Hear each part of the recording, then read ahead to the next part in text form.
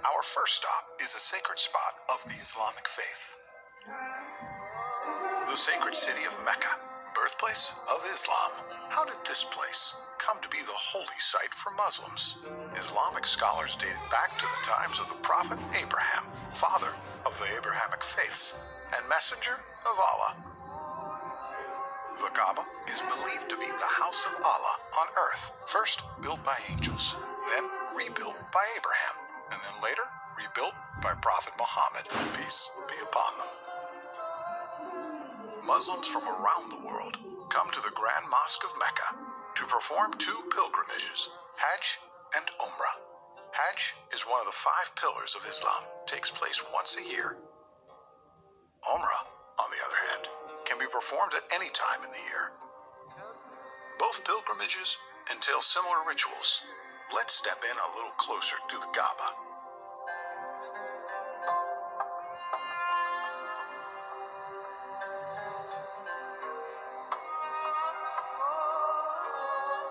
Tawaf, a ritual performed in both Hajj and Umrah. It's a ceremonial practice that's been done for centuries. Pilgrims walk around the Kaaba 7 times. Historians agree that this ritual started in the days of Prophet Abraham.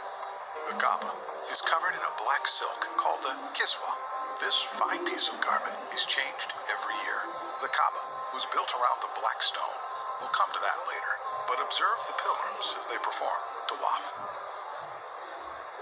As we make our journeys around the Kaaba, there are a few things you need to know. Keep an eye out for a green light. This aligns with the black stone, and every time a pilgrim approaches it, they raise their right hand towards the Kaaba and make a takbir, Bismillah, Allahu Akbar, a declaration by the name of Allah, the Magnificent. Let's proceed. The Kaaba underwent extensive modifications through history. The first was done by the caliphs, Omar and Uthman, to accommodate the growing number of pilgrims around 634 to 656 CE. The last modification was carried out by the government of Saudi Arabia in the 1950s and until this very day. Today, the Grand Mosque of Mecca has the capacity to host 3.6 million worshippers. The Kaaba was built around a sacred stone, referred to as the Black Stone. Let's get a closer look. It's every pilgrim's goal to touch this sacred stone. Some consider it a crucial part of the tawaf ritual, which is why you see guards standing around the stone. Once the tawaf is complete, the second ritual is praying by the station of Abraham. It's believed that Abraham used the stone to call people for prayer, as ordered by God after the completion of the Kaaba. Another narration says that Abraham stood on this stone while constructing the top of the Kaaba, and his footprint remained on the stone. Safa and Marwa were 2 hills that Hajar ran back and forth from, desperate for any sign of aid. She climbed up to the top of the hills to check on her son Ismail. She then traveled back and forth 7 times, and the ritual requires the same journey. To compensate for the large number of visitors, an expansion to Safa and Marwa was made to 4 floors on top of one another.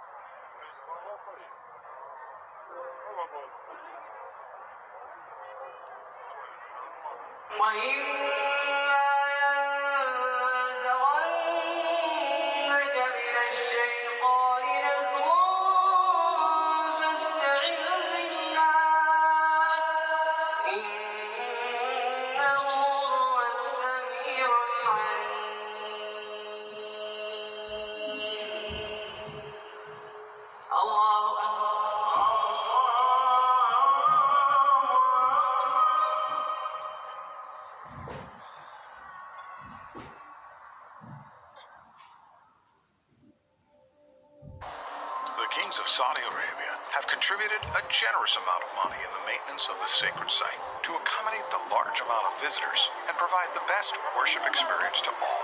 The pursuit of knowledge is encouraged by the Islamic faith, and it's made accessible to all here in the Grand Mosque.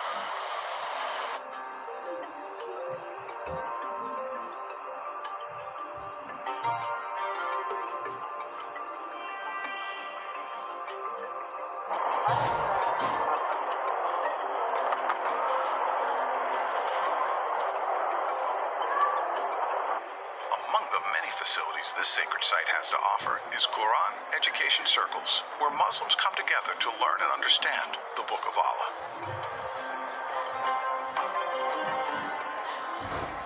The Grand Mosque is equipped with state-of-the-art surveillance equipment to ensure the safety of all pilgrims and visitors of the House of Allah. Security is not the only thing done to keep this holy place peaceful.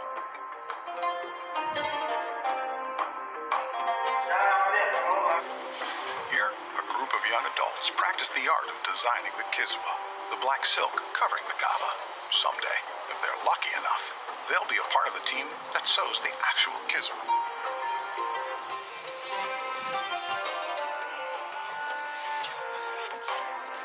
It's been a long day here in Mecca. By now, you've experienced a glimpse of the Islamic tradition here in Mecca. I hope that someday you get to visit this holy land in person and breathe in the spiritual energy that surrounds it. But for now, as they say, all good things must come to an end. But with Wahi, that's not the case.